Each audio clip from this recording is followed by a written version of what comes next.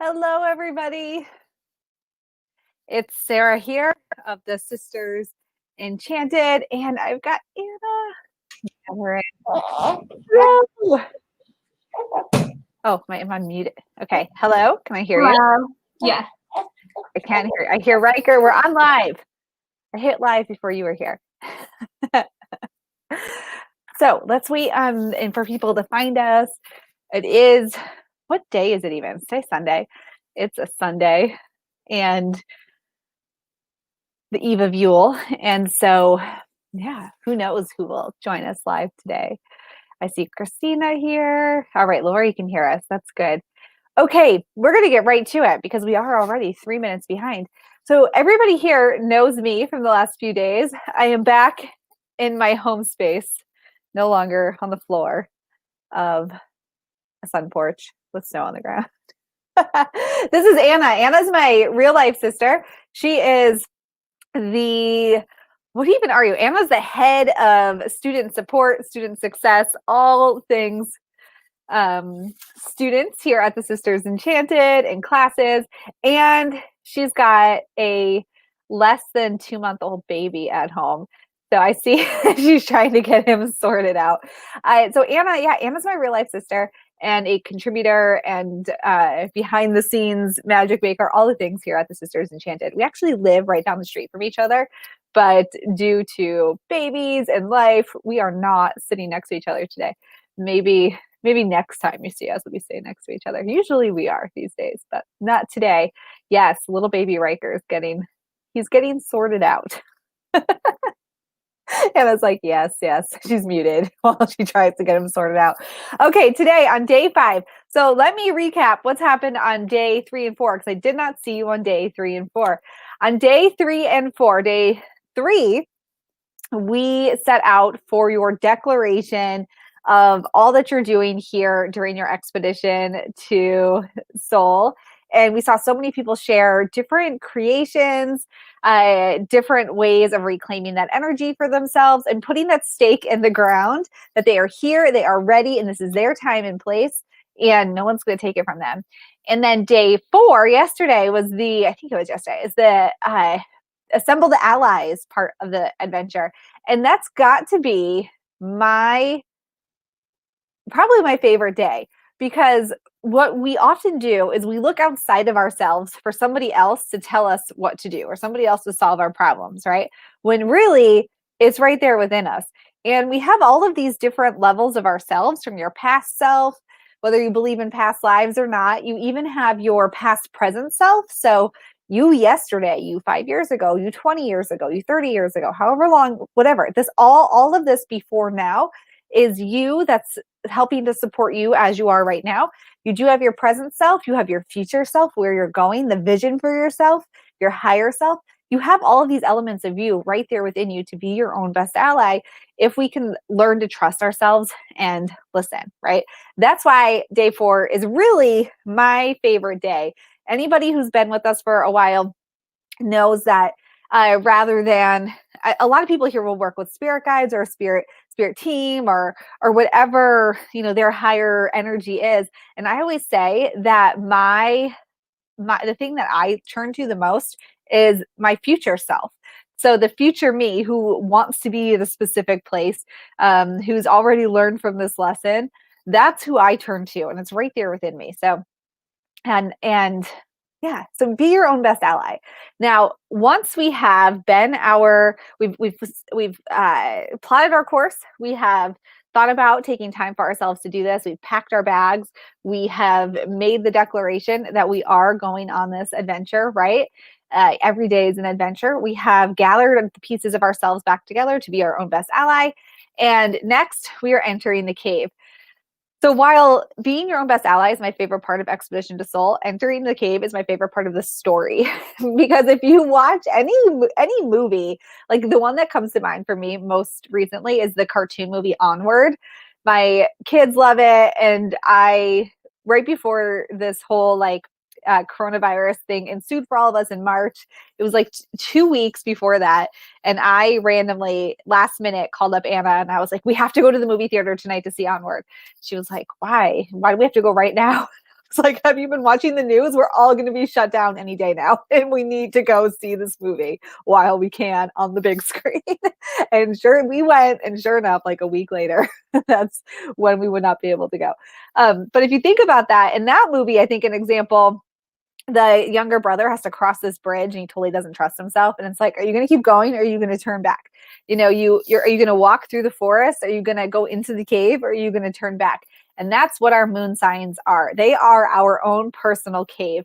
I'm going to talk a little bit more right now than I usually would, and then have Anna tap in because I know that she is trying to settle, and I just want to make sure she's okay. So, she is okay. So Anna she's a certified astrologer and has been practicing astrology for 10 years now. And she actually leads up with our two other astrologers, Nick and our other teacher, another Sarah Milne. And they teach our expedition astrology program here at Sisters Enchanted. And so Anna joins us for this day every time to talk about moon signs. And your moon sign, Anna will tell you what it is, but what we're going to look at today is a little bit different. And I want Anna to make sure she touches on is that each moon sign really has every sign, every planet, everything has a shadow and a light aspect, right? And today in particular, we're on the eve of Yule. So the shortest night, the longest night, shortest day of the year for us here in the Northern Hemisphere. And it's one of those in-between spaces. And I actually pulled out from two different tarot decks, a sun and moon card, because your sun, can't find the camera, your sun is your outward self, right? Where your moon is your inward self. We are welcoming the sun back in for a whole new year of around the wheel of the year, the cycle and the seasons, tomorrow morning. So I pulled out my cards to kind of look at them and think about them during this exercise. But today in particular is a great, because it is the longest, darkest day of the the year, right? This is when we can really look at this inner darkness for ourselves and enter the cave, so to speak. So, Anna, I'm going to pull up our PDF. Would that be helpful, Anna? Yeah, I have it too. But you have it too? Okay. Do you want me to pull it up or do you want to just chat on it? What do you want to do? Whatever is easiest for you. Well, we'll leave it off then, because otherwise you'll be a teeny tiny little speck in the corner. So Anna's going to walk us through the moon signs. You all have this PDF on the class page for today, day 5. If you don't know your moon sign, you can always see people in Anna's mirror back there, always. Oh, no, I'm about to get a walk by. But Anna has a house full of people. You do have the PDF on the day 5 for the class page. If you don't know your moon sign, you can check it out on any free birth chart service and just look at your moon sign. I would listen today if you don't know what it is, so that you kind of absorb everything and then you can go look.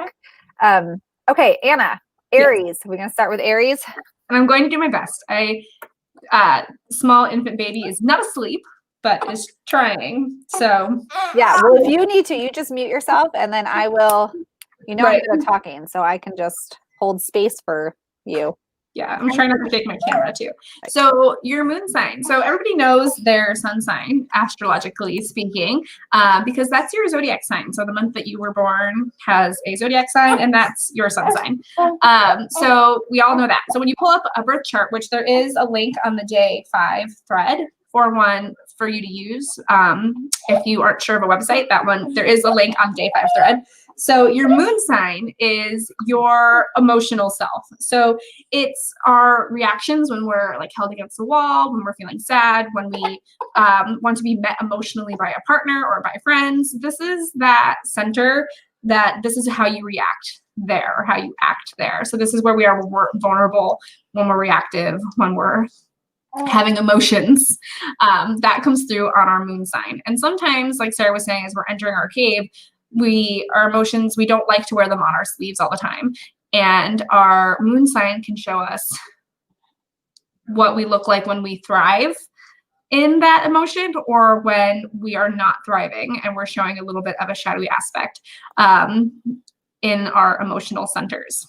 So yes, Sarah's like, yes. Yeah, which is why with this, our the eve of Yule, going into tonight with this darkness, right? I know that I personally, when I can't get outside, the sun sets earlier, I'm not always my best self. I'm pretty cranky when it's not sunshiny outside. Mhm. And that's your inner self just reacting, right? And so it's really interesting to think about how you would react and enter that cave, or would you not? Would you just turn back because it's too much? Mhm. Well, then that's the thing too, is that with your zodiac signs, it's like when people say like, oh, I so don't feel like a this, that, or this, that like maybe your moon sign is in a place in your chart that it's really strong and you act more like your moon sign, and you're acting from an emotional center and not from an ego center, because your sun is your ego. And I use the word ego lightly because ego is seen as bad, but everybody needs an ego to thrive, you know? So anyways, let's talk about our emotional centers as they are in the zodiac. So we're just going to go through Aries to Pisces, how they would go through. That's how they go through natally in order. And we're going to, are we being, I'm doing short ones, right? Because we're going to talk about and stuff. Yep. Sorry. It's okay. Baby brain and holding a baby. And I'm hormonally sweating. So if anybody wants to know, my makeup's on point today, but I gotta say, I'm gonna tangent for 1 second. We've been doing this since early 2016, and I had baby number 2 in May 2017. So people who've been with us here since the beginning of 2016, they saw me grow bigger and be exhausted and huff and puff my way through videos, and then have a baby on my boob while doing live streams. And now it's Anna's turn to have a baby on her boob while doing live streams. We've come full circle. Anyway, some people here have definitely seen our family grow together. Yes. He's sleep snoring. So okay, sleep snoring. When else do you snore? So anyways, so we'll start with Aries. We'll start with Aries. So Aries natally is the first, sign that comes up in astrology. And again, our moons are our emotional centers and how we act kind of backed against a corner, or when we are trying to be vulnerable. So there are two sides to these. And because we're talking about entering our cave, we're talking about more of the shadowy aspect of these things. So if you're emotionally very supported or feeling very supported, then your moon sign may act a little bit differently, because we're talking about them as a shadowy aspect. So the Aries is, I like to always say, when you think about Aries, you think of the planet Mars, and that's Ares, spelled differently, the god of war in Greek mythology, or Mars in Roman mythology. And think about what the god of war would look like if they were emotionally being challenged or emotionally backed into a corner. This is the god of war. I will win at all costs. This might be somebody who feels like they need to defend their emotions at all costs, or when they're challenged in their emotions, or they feel like somebody has gone against what makes them feel emotionally well, they may defend themselves at all costs. And that may turn into explosive reactions. And especially if they're feeling really let down, it can be like accusatory reactions, because they want you to know that they're hurt. And it's fire. So it's not an air sign. So they're not going to be like sharp and quick with their words. They're just going to be, you have hurt me, and I'm going to burn it down. Yeah, and maybe slam a door. This might, what I mean, like on a extreme, go burn some photos in a bonfire. You know what I mean? This is somebody who's going to really show that they're hurt, and they're going to let you know that they're hurt if their emotions, their moon is in a shadowy space. So they're going to defend themselves at all costs and be emotionally quick to be reactive.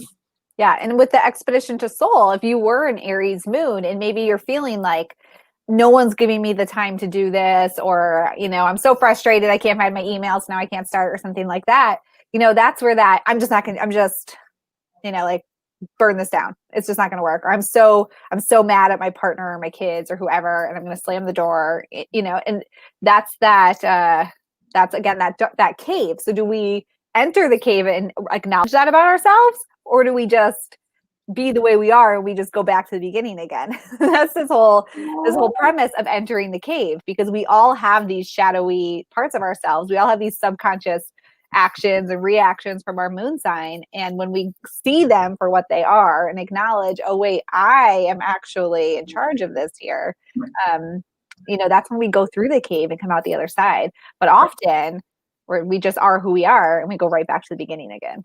Yeah, which I'll talk about that a little bit when I get to my moon sign, because of my particular moon sign, I tend to spend an extra second on it. And I'll explain why when I get there. So the next sign that comes natally in the zodiac is Taurus. So Taurus, the sign of the bull. This is somebody who emotionally, when they're trying to support themselves, may be indulgent with themselves. So the sign of Taurus is very materialistic in the way that they like to be surrounded by beautiful things. And regardless if that's you want a beautiful home or you like to be surrounded by beautiful food, or cozy blankets or good books, whatever like is your comfort in a material item is what Taurus really thrives to have around them. So Taurus in a shadowy space may overbuy for themselves, like spend money on I'm just going to say it because we were talking about earlier, emerald colored satin sheets or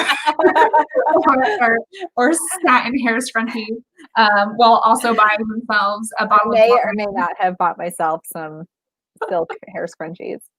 I'm not sorry about it. Yeah, they're silk. It's fine. A little bit more. Move along. But so whatever it is that they find materialistically comforting to themselves, so they might like overeat pasta and a bottle of wine or their favorite tub of ice cream while sitting and watching chick flicks, like romantic movies on the TV, but spending a lot of time in doing that, or even trying to buy things for other people because they're feeling badly about how they made somebody else feel. So the Taurus is likely to spend money to fill where they're feeling emotional, or sit in something that is indulgent to them, like their comfy cozy corner with all their blankets, and maybe close off a little bit because they're comforting themselves in their materials that are important to them, that make them feel nourished and calm. And yeah, and again, we're looking at this just watching I'm just interjecting, I'm sorry, Anna.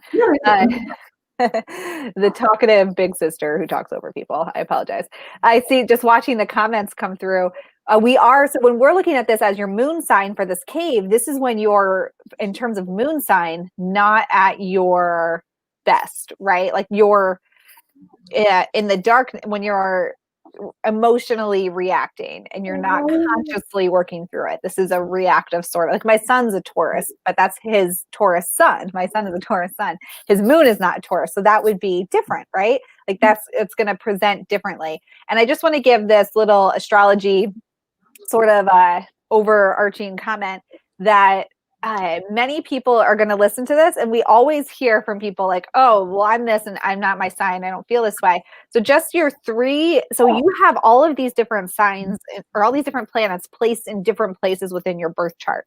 And then the three heavy hitters that we look at are your moon sign, that's your innermost self, your sun sign, which is your outer, your like what the world you're creating for yourself, that's your ego self, what you want. And then your rising sign, which is just who you are. Your rising sign is like somebody would look at you and say, oh, I can see that about this person. And your rising sign actually is, for most people, it's the thing that's like most obvious. And when you read a horoscope, if you go, and I'm a Sagittarius sun, so, but I'm a Cancer rising. So actually your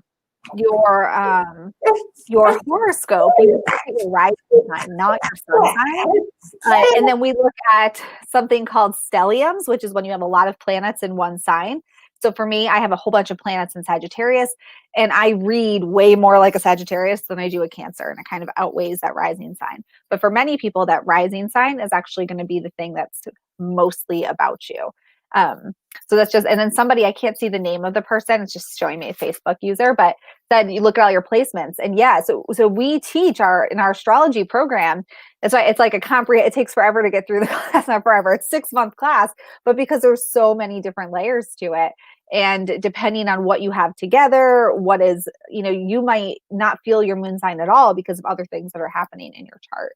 But these are generalizations. And when we look at the moon again here, we're going through these signs. This is specifically how you react when you are feeling emotional, right? And when you're not feeling taken care of and you're reacting from that emotional place. So that's specifically what Anna's describing, as opposed to maybe how that would be if it was your sun sign or your rising, or, you know, like wherever your Jupiter is, or things like that. So specifically your emotional self, when you are reacting just subconsciously, you're throwing it out there because that's how you're feeling. All right. So I think Anna's getting the baby sorted out. Sending him off. He has eaten, he's still not pleased. As babies are often not. He's trying to sleep, and I'm not giving him the opportunity to cozily sleep. So off he goes for a minute. So yeah, and I have the comments up in front of me too, that somebody pointed out that the big three are the only things, which is true. A lot of times when you're first starting, those are the easiest three things to kind of look at without getting confused. So yeah. So after Taurus, we have Gemini, which is our sign of communication. Again, in mythology, that's Hermes. So that ability to talk and have interactions and communications with people. So a Gemini moon in a space that is possibly a little bit cave-esque, a little shadowy-esque, maybe somebody who tends to possibly gossip a little bit, might be upset, like, Sarah, I'm upset with you, and I'm going to tell everybody else that I'm upset with you and why I'm upset with you, but I may not tell you until I find out maybe why everybody else might be upset with you too, or what makes other people, like why you upset other people, and then I might come to you with all of my ammunition to tell you why you're upsetting me, and how it's your fault, because they want to collect information. Geminis, they want to collect information. And now, again, that's on a shadowy aspect. So if you're a Gemini moon, we're talking about the shadowy aspect of somebody who's not feeling emotionally secure. And when you're not feeling emotionally secure, you may think of lots of things to say so that you can really let somebody know how you're feeling. And because they're the communicators, and we used to do this thing that was like superlatives for zodiac signs, and the Gemini was often like the detective kind of thing, because they want to know all sides of things. Or a journalist. Our journalist, yes. So they might get as much information as they can so that they can really stick it to you, because it is an air sign, and air signs tend to be quick-witted and strong with their words. So they tend to cut people with their words. The good thing about a Gemini moon is, well, there's good things about all of them, is that once they get all of this out, they're likely to be open to communicating about it. But they're going to let you know first why they're hurting. So they're going to talk it out and probably change often. They may even talk themselves out of being mad at you first before letting you know that they're mad at you. And they're going to talk themselves out of it, back into it, and then let you know how they're hurting. Yeah. And just to reiterate, we're specifically looking at this day of day 5. This is our cave adventure. So moving through the cave and how you react when you're not consciously aware of how you react. That's the cave. You've got to consciously start to realize, oh man, sometimes I do this. And to get to the other side, I've got to acknowledge that, and I got to figure it out and move through it. Otherwise, you end up back to the beginning because you didn't go through the cave. So yeah. So after that, sorry, I'm also reading comments. So I'll watch the comments. You do your thing. Okay. So after that, there is a Cancer moon, and Cancer is ruled by the moon. So this is where the moon feels the most at home, which I always find a little bit interesting, because Cancer moons can get really submerged into focusing on everybody but themselves. So we have the very mother-like energy here, the caretaker-like energy here as a Cancer moon, and a Cancer moon may spend so much time taking care of everybody around them that they may forget to check in on themselves emotionally, and may drown in their own emotions and become incapable of taking care of other people, which is something that they really want to do because they've forgotten to take care of themselves. So Cancer moon that's in shadow that hasn't taken care of themselves is going to probably be emotional, and maybe somebody who even takes a minute to go in the bathroom and cry after taking care of people because they're worn out because they haven't checked in with themselves. So those people who are a Cancer moon may really need that 5 minutes to close the door and sip their tea or their coffee while it's still hot. They might need to not be the last one to take a shower again because it got cold. Like maybe they need a jump start to have 5 to 10 minutes or whatever kind of minutes, hours of self-care that they need so that they can continue to thrive taking care of everybody else, because that's what they want to do. They want to nurture everybody else, but they must not forget about themselves, or they're going to, like I said, drown in their emotions and then feel even worse. Yeah. Yeah. Yeah. And again, moon signs are shadowy, and these are hard. And that's something that if you're a Cancer moon, you're like, wow, I do feel like I'm drowning in my emotions and everybody else is.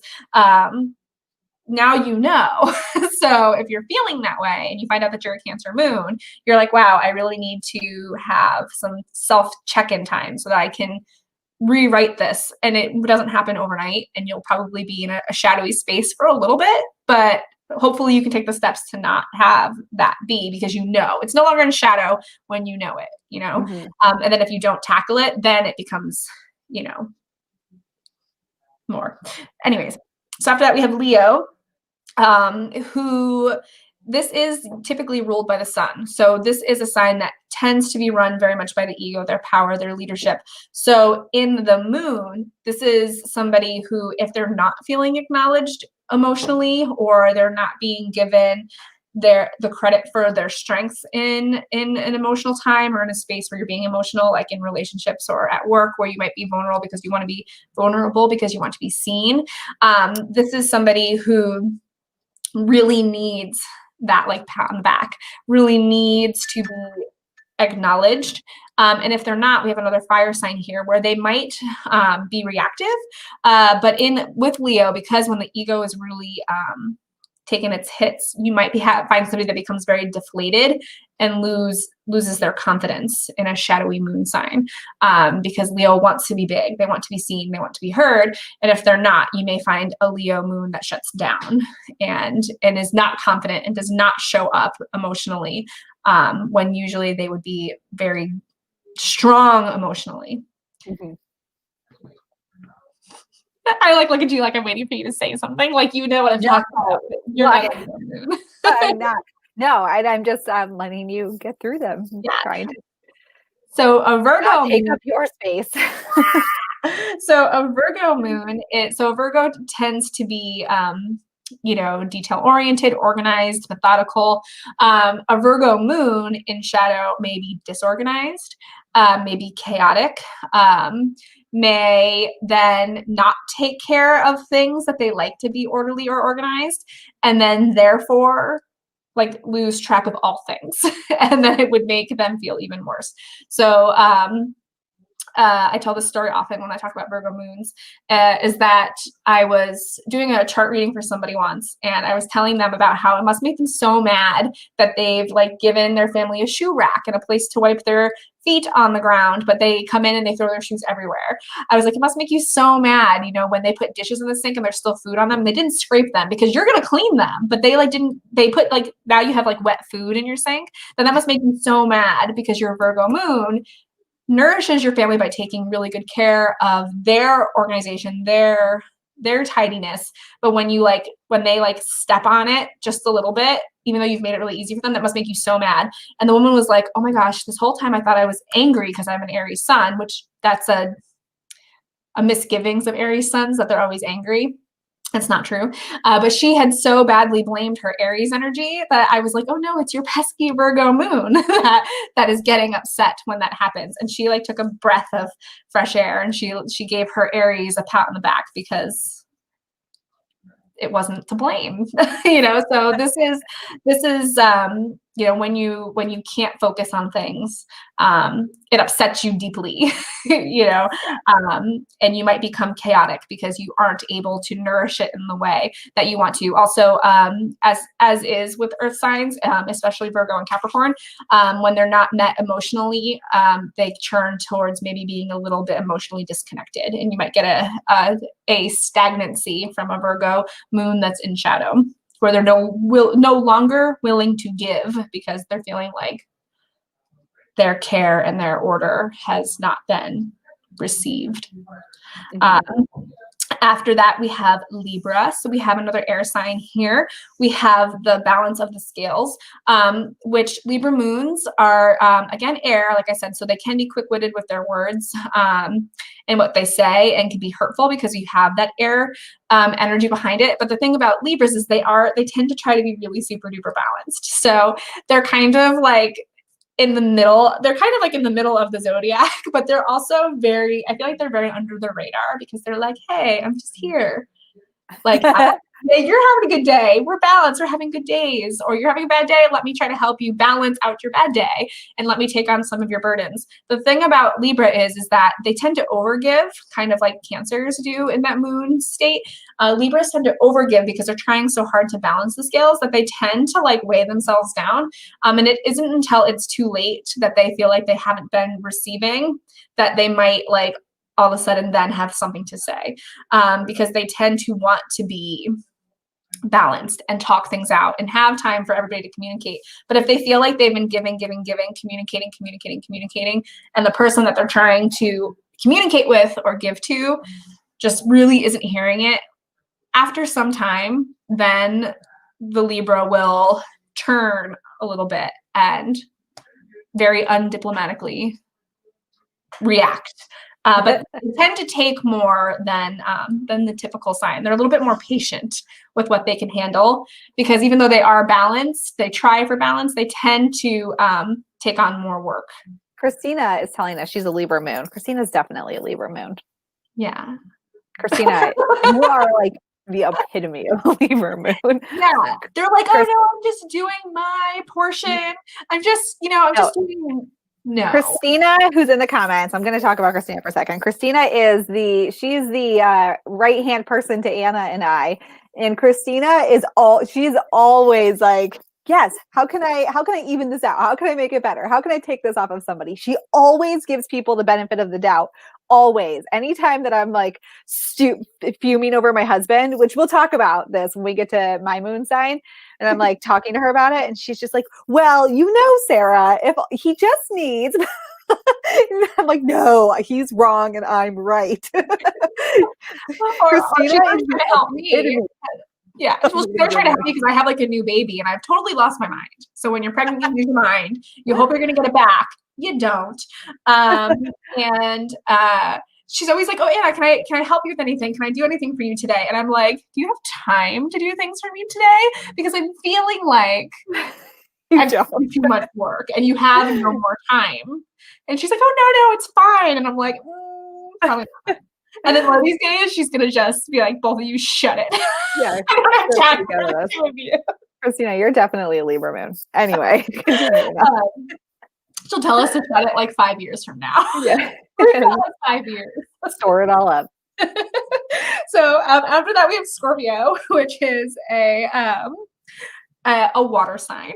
And a Scorpio moon is, okay, so a Scorpio moon is really going to want emotional connections. Like really, truly, deeply. What's that song? Truly, madly, deeply. That's a Scorpio. They want to stand with you on a mountain and they want to bathe you in the sea. They want to lay like this together. That song, you know that song? Don't get me singing. Like even my camera didn't like that prospect. So Scorpio moons really want that connection. Mine are 9 and less than 2 months old, and I don't think I've been right since. So Scorpios want this. They want to take those Scorpio. They do have pinchers. I'm like, Anna, that's Scorpions. A lobster. No. They want to take their Scorpio lobster claws and their stinger. Yes, and their stinger. And they want to grab their emotional connections, and they want to become one, even if it means that they both hurt each other a little bit. Like I said with that stinger, they want that. And when somebody tries to bust out of that deep emotional connection, they get really wounded so much so that they take that stinger that may have just been like on your back a little bit, and they will use it because you've hurt them so badly that they are going to hurt you because they've given their all to somebody. That's the thing about Scorpios, is people think that they're like so just angsty and like changing. That's not true. They want to be one until you've shown them that you're not part of their oneness, and then they're going to tear you up a little bit. Because it's in their nature to protect themselves after they're deeply wounded. So in shadow, this is somebody who might have unhealthy emotional connections and connect themselves to people emotionally that aren't fitting for them and stay too long and maybe even hurt themselves emotionally and sting themselves until they realize that they're not the person that should be taking the brunt of it. And then probably again sting the other person. And then not in shadow, there would be a less hazardous way of breaking that apart. But this is somebody who feels deeply and hurts deeply, and may hurt somebody deeply because they are so deeply hurt. So Scorpio moon. So Sagittarius, there's a typo here in Sagittarius. Have we talked about that? Yes, I know. We are in 2021. We're going to just clean up, and we're going to redesign all of the materials for this class. And the typo will get fixed wrong almost every time, but I know that this isn't right. But this is the 7th time we've done Expedition to Soul, and all 7 times we've said there's a typo here. So it happens. So Sagittarius moons. So we have here that they seek experiences, freedom, and emotional security. And the thing about Sagittarius is that they are the adventurers. And in a moon sign, this is somebody who you tend to, when you're talking about moons, or I tend to, as I end up talking about a lot of emotional, when you're having emotional reactions, a lot of times it's in relationships, whether they be at work or with a partner or your family. Sagittarius is, especially in relationships or at a job or with their family, is that they have this, what's that side eye? Sarah's a Sagittarius sun, and this very much relates to her, but she's also a Sagittarius stellium. So my moon is not there though, but your moon's in a place that needs a little bit of adventure too. Well, my moon sits with Jupiter. Yes, in the 8th house. So. A little bit of adventure. Sagittarius. That's why there's still a typo 7 times in, because my Sagittarius nature can't stop to fix it. Well, my Virgo stellium should remember to fix it, but it should. Such in disorder, it can't do it. Okay, continue on. And I'll blame myself for this typo next round. So Sagittarius moons need to have freedom. Okay, so if you're in a relationship and you're a Sagittarius moon and you never have a day alone, or you never go to the local cafe and have a coffee by yourself, or to the wine bar and have a glass of wine by yourself, or have a trip with your friends to, I don't know, somewhere fun, that you will feel emotionally hindered. And then you might have times where you escape without plans. Just like Sarah's son the other day put a bag over his shoulder and said, "I'm mama and I'm leaving this house," because Sarah needed to get away. And so maybe a Sagittarius moon that's not being nourished might put on their bag and be like, "I'm so sick of everybody, I'm leaving this house," and then leave abruptly where it didn't help the family or relationship or work dynamic. Like abruptly leaving your job. Like, I'm so sick of this place, and like kicking down the door and busting out, because they're not feeling emotionally nurtured. So they're going to escape unsavory, like without plans, without support of the other people around them. So a Sagittarius moon needs the support for their adventure. A Sagittarius moon that's not supported emotionally or feeling backed against the wall is going to escape or run without the support of others, which can cause more harm than good. And this is the interesting thing about astrology, which is not even what we're here to talk about. We're here specifically to talk about the moon and entering the cave and recognizing your emotions and your shadow stuff so you can come out the other side and continue your expedition instead of ending back in the beginning because you got so frustrated with something. Right. But as an astrology side note, so all of you who are like, well, that doesn't feel like me, it doesn't feel like me. Like, I am the epitome of Sagittarius for every single thing because I have so much of it. And just my placements, like any Sagittarius thing, even if my planets are there, I'd be like, that's Sarah, that's Sarah, that's Sarah, that's Sarah. So sometimes the way that it shakes out for you, you know, isn't exactly like if I read like different horoscopes and stuff from whatever, it's just like I'm always like, yeah, that's Sarah, that's Sarah. Yeah.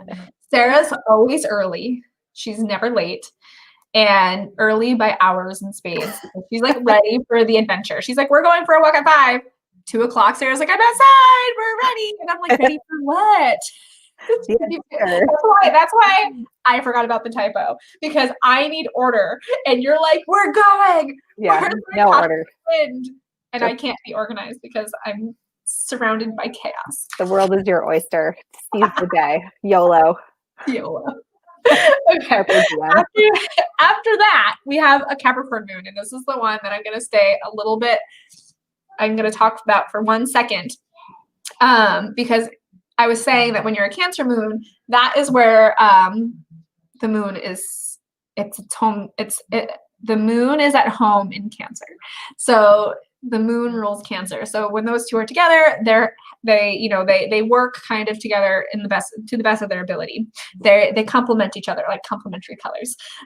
When you have a Capricorn moon, your moon is in detriment. Now that sounds like a horrible word. My moon is detrimental to my life, which Capricorn moon. I am a Capricorn moon. So as I say, I see you, I hear you. Anna's emotions are in detriment. Right, your emotions are in detriment. I'm sorry. So are mine. It's nice. My emotions are definitely in detriment, and I'm not a Capricorn moon. I'm happy that I can talk about Capricorn moons and that I am one, so that I can talk about it and just.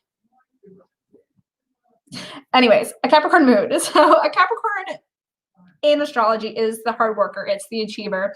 And they're always focused so hard on achieving something that sometimes they forget to be in the small moments. So a Capricorn moon may work really hard and work 60 hours a week. Why? Because they're trying to support people they love or themselves or their families or their employees. But they look like they're not paying attention to anybody else because they're trying so hard to work. They're working so hard, they look like they're ignoring everything else.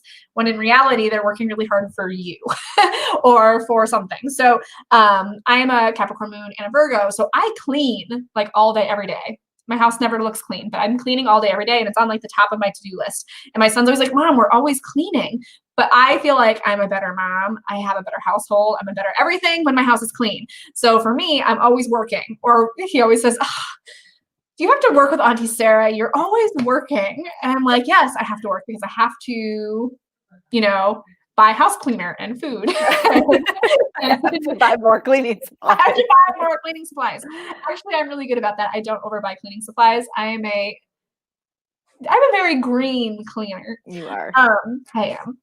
I have to be able to have the money to buy the supplies to make my organic cleaner for you, so you don't have reaction. So we tend to misprioritize. We're not misprioritizing. We're prioritizing above all else, but it looks like we're not in the small moments because we're doing other things. So Capricorn moon tends to look like they're cold and disconnected because sometimes we are disconnected and we have gone cold because we're focusing on everything else. So a Capricorn moon builds emotional walls so they don't see everybody else suffer around them because they're working so hard to help them. Does that sound right? You're trying so hard to achieve things that you block everything else out so you don't have to see them suffer because you feel like you're doing everything for their best interest. So a Capricorn moon needs to remember to live in the small moments. So when I started astrology, I was not yet pregnant, but became pregnant with my first And when I realized that I was a Capricorn moon, I was warned by my astrology teacher at that time that I might come across as a very cold mother and somebody who forgets to love on their children. And since then, I have been reminding myself every day that I have to, because I find that I'm distracted in the things that I have to do every day and the to-do lists, because I'm also a Virgo, stellium in Virgo. So I have to remind myself to hug my child. I have to remind myself sometimes to give somebody a pat on the back. Like my husband, he works really hard. I have to remind myself to give him positive affirmations, like pats, because otherwise I look like I don't care, which is not true because I do care. But I have to sometimes push myself out of the comfort zone to be emotionally physical, which sometimes Capricorn moons struggle with. Well, see, this is a prime example of entering the cave because Anna sees this and Anna's like, okay, I know this to be true about myself. And if you don't, and if people tell you, well, you're aloof, you're distracted, you're not, and then Anna's just like, that's not true. I work so hard for you. I clean the house, blah, blah, blah. That's going right back to the beginning of your expedition. You're going right back to the beginning of the map constantly because you're never getting past that barrier. That doesn't mean that those things don't come up where Anna's not like, that's not true. I work so hard. That's all I do is clean, blah, blah, blah. That doesn't mean that doesn't happen, but it helps. But when Anna can say the next day, wait a second, actually, you were right. I was only cleaning. This is how I felt about it though, and that helps you to keep going forward rather than ending up right back at the beginning. Right. And I do that. And Sarah can attest that I am because I'm also a Scorpio rising, that I also am very much like, you're right. That was me. I'm going to do better. And I actually do try to do better, which is what we all try to do when we're shadowy, and we're all going to be shadowy. Yeah. Yeah, make sure you come to the shadow work webinar. Yeah. Like I said, I'm a Scorpio rising. Like my husband works really hard. He's a Libra. He's a really good egg. I have a bad attitude sometimes. And I know that sometimes I have to be like, yes, you're right. My attitude stinks. And I have to be nice and put down my Capricorn moon walls. And I do have to hug him and things because he needs it. I want to, I just am in my own way. Right. And we have to know these things about ourselves and be able to voice them so that we can work out of them, because it's like an elastic band. You're always going to kind of like snap back into like some of your shadowiness. It's the work and trying to stretch it out so the snapback's not as quick. Mm-hmm. You want to be a little bit of a stretched out rubber band that's not going to break, but that can hold more than one bag of chips together, because who doesn't use rubber bands to hold their bags of chips together? I do. I don't know. So after Capricorn moon, so yes, it's a little bit harder and it's a little bit more self-talk, but you can, knowledge is power. After that, we have an Aquarius moon. I'm pointing at you like, here you are. We're flippity. I'm an Aquarius moon. We're flippity floppity. So an Aquarius moon here is putting others. Okay, they want to put others in front, and they do have some cool emotional detachment. The thing about an Aquarius moon is emotional detachment. That's a good way to describe me. Right. So they want to put others in front. They want to teach other people. The Aquarius is like the philosopher of the astrology, the zodiac. The philosopher, and they know what's right for you and they know what's right for them. And that's the challenge in a moon sign and a sun sign for Aquarius, is that they have to leave space for other people's opinions. And oftentimes, I like how Sarah's like, they have to leave space for other people's opinions because they so in their hearts believe that they are right. And sometimes they are, that there's no room for others. So Sarah and her husband are both Aquarius moons. And they both, we only have 10 minutes left. We have to actually end this right at 1:00 for a scheduling meeting. Yeah. So I won't take up too much space with this, but my husband and I are both Aquarius moons. So we react defensively the same way, which is never good, right? When you come out fighting the same way and can't see another perspective. We are both fire sun signs. He's an Aries sun. I'm a Sagittarius sun. And we are opposite rising signs. I'm a Cancer rising and he is a Capricorn rising, which means that we view every situation the complete opposite of one another. Our entire view of the world is opposite. And we both have this fire sense about us and we react the same defensively. So it's And I will say that learning astrology, so Anna's an astrologer. I am like very amateur astrologer. I just learned from Anna. But learning all of this is probably the only reason my husband and I are still married, is because learning this from Anna and our other astrology teachers really helped me to see like, oh my goodness, every disagreement we have is simply somebody has to just walk away from it, because it's never, because there's never going to be a really an agree. It's always going to be somebody saying, yes, let's just, this time you take it, otherwise we'll just tear each other up. The Aries sun and the Sagittarius sun, I think that work for you guys, because you guys are both hilarious. My husband and I are really funny. We could definitely do a husband and wife like stand-up comedy skit, and you'd cry laughing. Because it's real. Because it sounds like a comedy skit that you wouldn't say to somebody that you are married to, but you do say it, and he does say it. And that's the funny thing about you guys, is that that's like real life. The fact that you guys can still make each other laugh is like real life. But the thing is so I did see somebody in the comments that an Aquarius sun and moon get along really well together, because they might have a lot of the same ideas and they agree with each other. An Aquarius moon, like Sarah's always like, Anna, you need to just get out. You just need to go for a walk. You need to go for a hike, which she's probably right. I do need to just probably get up and go sometimes.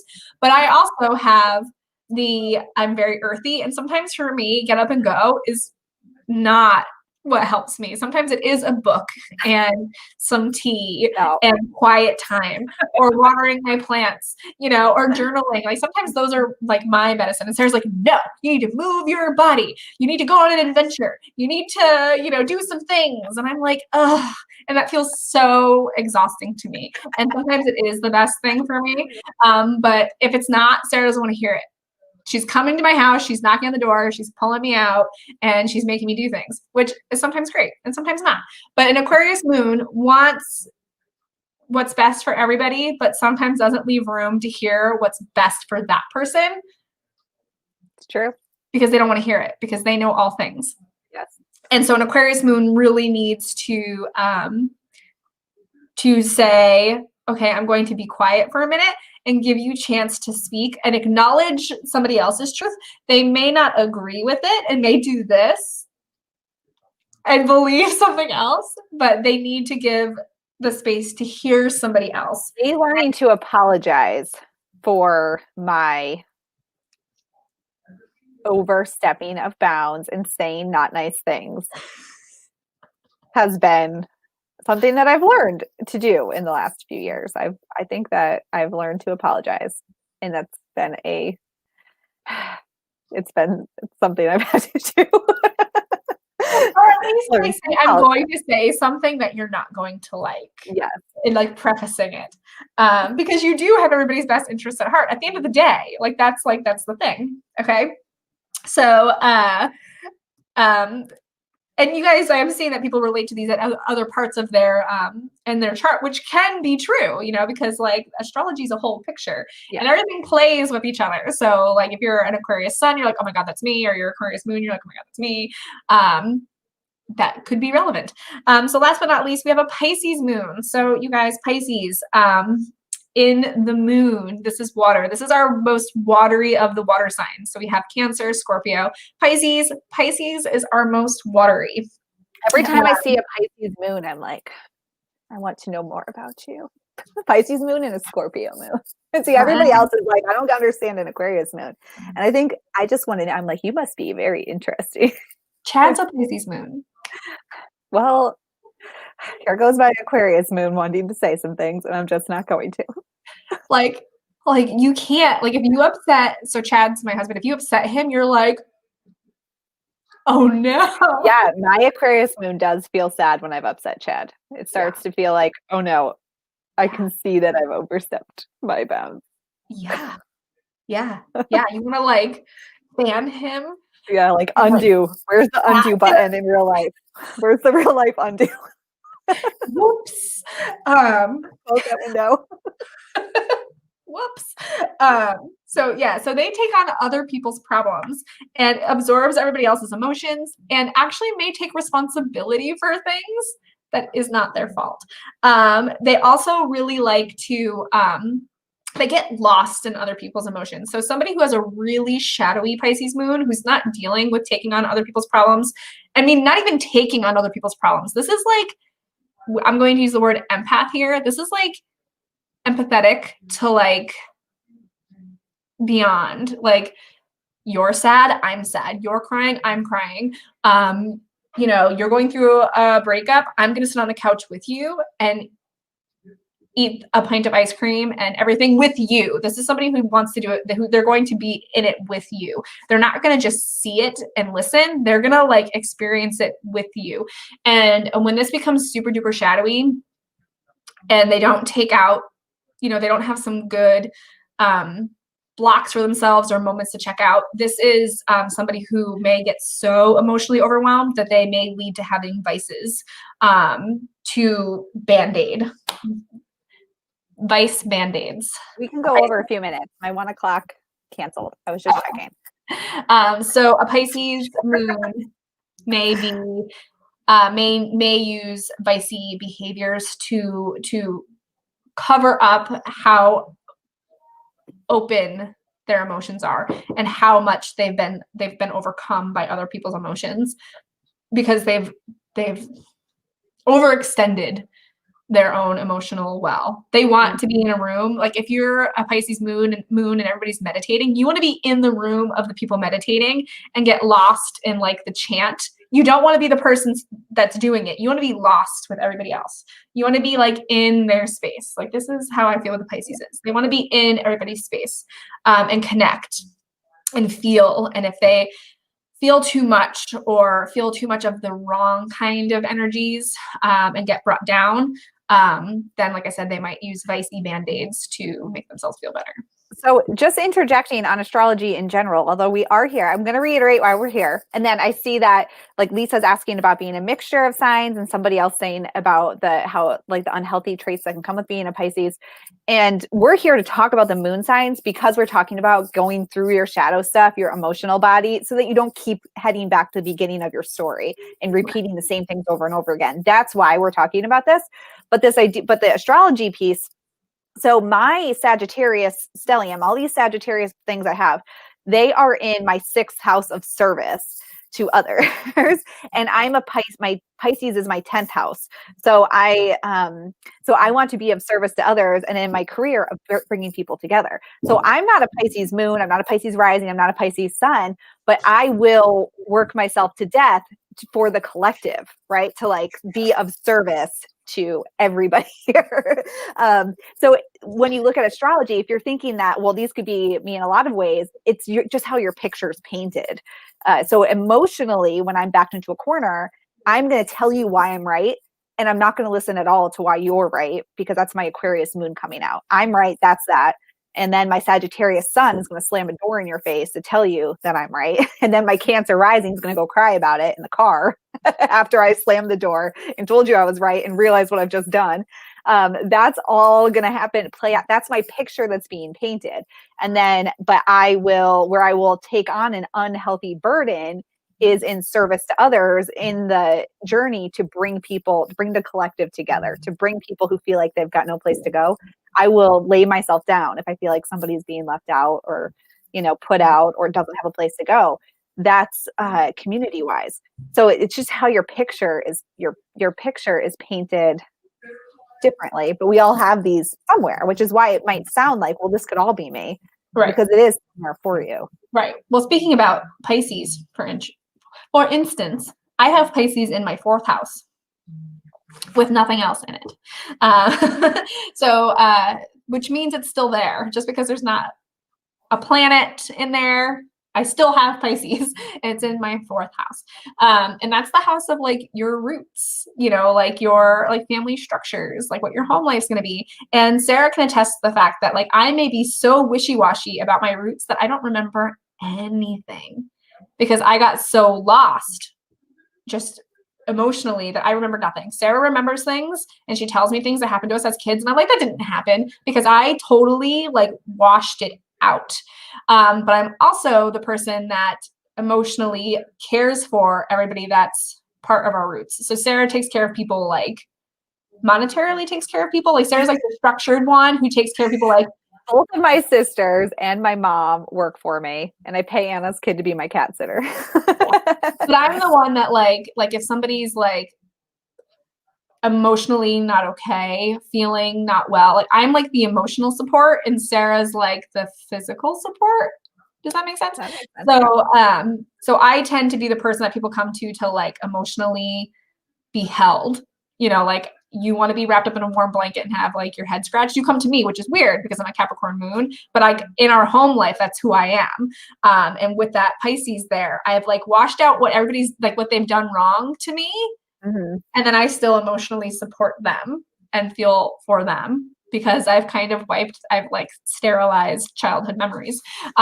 Because Pisces is also very dreamlike and very like, again, can be very wishy-washy. So you can see it in different places of your chart. You can see how that might react to how you behave emotionally in other aspects of your life.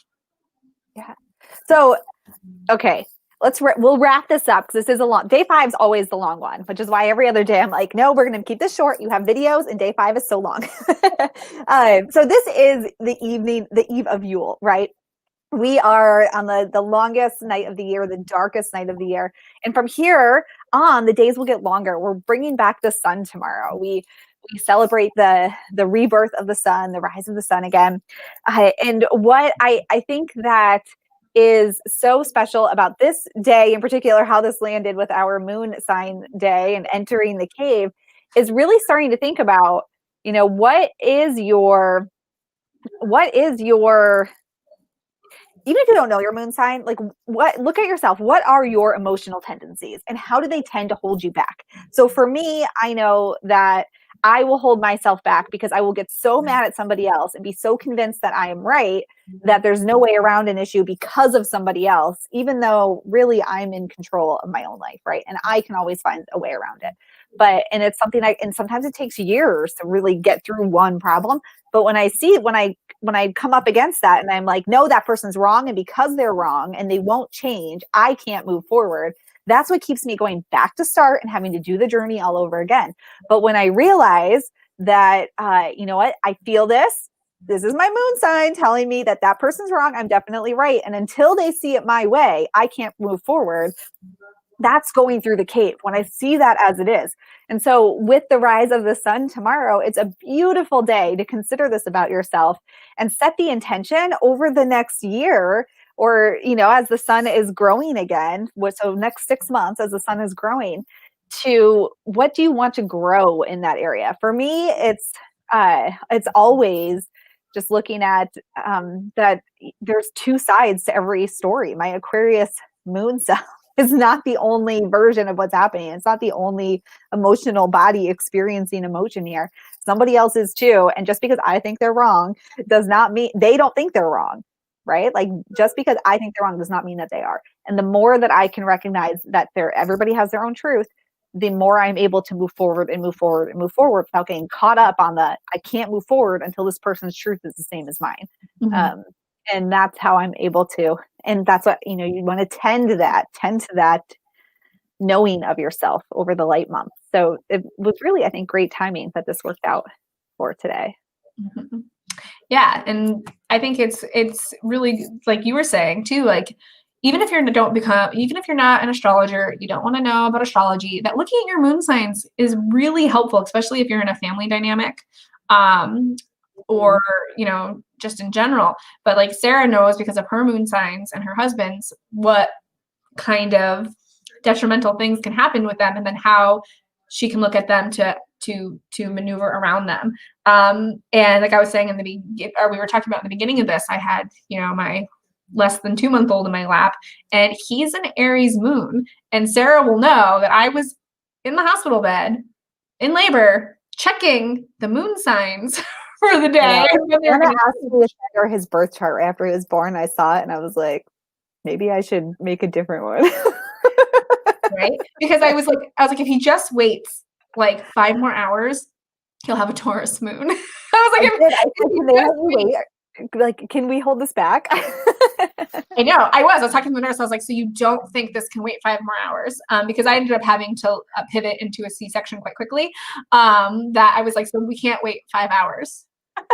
And she was like, no. And I was like, we sure we can't wait? Like, I just need like 5 hours and like 1 minute. And she was like, no. And I was like, okay then. So my son's an Aries moon. And at first that very much scared me. But the good thing that I know about this now is that I'm a Capricorn moon. And so now I know that my very grounded, rational, emotional view on things might be exactly what he needs in a moment of being reactive. You know, if he's like a little kid that is so big in his emotions that he wants to just throw down, I might be able to be like, hey man, I hear you. Breathe.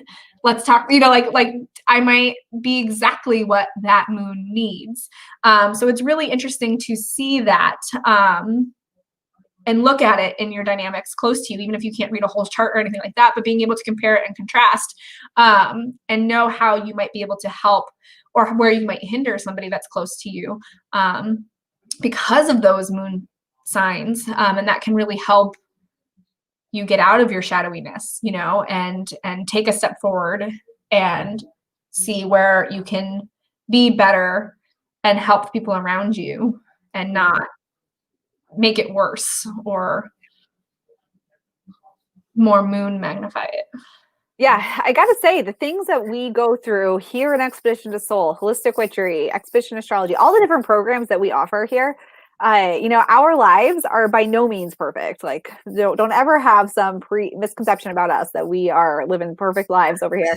But everything that we teach and we go through, I mean, it's the reason I'm able to be a successful business owner. It's the reason that I am able to, if you look at my birth chart, and anyone who's ever looked at my birth chart, well, most people have said like, oh my gosh, she's a rage. Is she like allowed to be with her kids? Because she must have no patience with them. I have amazing patience with my kids, more patience than the average person would with kids. And I have one kid who is neurodiverse and can really just, it's a patience, and I have it. And You're afraid for the children who are not nice to your children. Yeah, you should be afraid for those children. Where you might get a little nervous. Yeah. I'm mean to my daughter, and I might anyway. No, so far I've behaved, and then with my marriage too, because that's been a real struggle since we've had kids. I've always been very open about that. It's been a very big challenge for us since we've had kids. It was never before. We never had even an argument.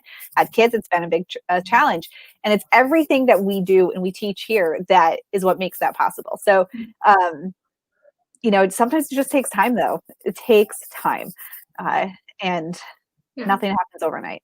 Yeah. So I, for the most of my life, had rage monster tendencies, like really scary rage monster tendencies. And I maybe only rage monster like once a year, maybe every other year and a half now, instead of like regular very angry tendencies. Because like I said, I'm a Scorpio rising. I've got a Capricorn moon that like doesn't want to hear it. And you know, and you learn and you realize when you're not being your best self at times, and when you could be a little bit better. And taking responsibility, I think, is like the first step, you know, of getting out of your cave and taking responsibility for when you are angry or you're not your best self, and just saying, you know what, you're right, I wasn't my best self right there. Or yeah, we fought yesterday and I was wrong. Yeah. Like, how hard is that? But how important that is to be able to take a deep breath and say, yes, I was wrong. Yes. Just now. So day 5, you're entering the cave. You have the choice to go through the cave and acknowledge whatever it is, whatever stuck out to you. Like, maybe you don't know your moon sign, maybe you don't know your time of birth, maybe you don't care to know your moon sign and you're just here for everything else. Just look at yourself, and if you can find something that you can see, like, yes, I think I'm doing this when I'm emotionally reactive, and I think it's probably holding me back. And how can I just know it? How can I know it? How can I know it? And how can I just move forward? Right. And how can I enter that cave rather than having to go back to the beginning? So light your torches, friends. Yes, light your torches. Move on through. All right, then. I guess we are going to end it for today. Tomorrow, day 6, we do not have a live tomorrow. We do have one on day 7, which is on Tuesday. And then Wednesday night is the first of the shadow work classes. If you've never been to the shadow work class, sign up. It's free. If you stick through the shadow work class, we also give you a free class at the end for attending, because free classes for everyone. And come hang out. I'm doing that class Wednesday. And then there's 2 other times that I'm doing it, but you have the option to register for them all on the same page. You just pick the day. And we do send out a replay for the shadow work class too. But if all of this piqued your interest into the shadowy stuff, you want to go to the shadow work class, because we're going to talk about it. And yeah, Shadow work in general, not astrology related. Yeah, it's just a general shadow work class. Right. So we do have a free astrology class, but we're not teaching it until probably January or February. But just keep your eyes for all the updates. We're always giving them out. All right, everyone. Thank you, Anna, for hanging out with me. Thanks, Sarah. Yeah. I got through it. You did, without Riker having a meltdown. I love it. He's getting bigger every day. All right. I'll see y'all in the Facebook group. I hope that you have a very enchanted rest of your day and an amazing Yule night and tomorrow. And we'll see you around. Bye.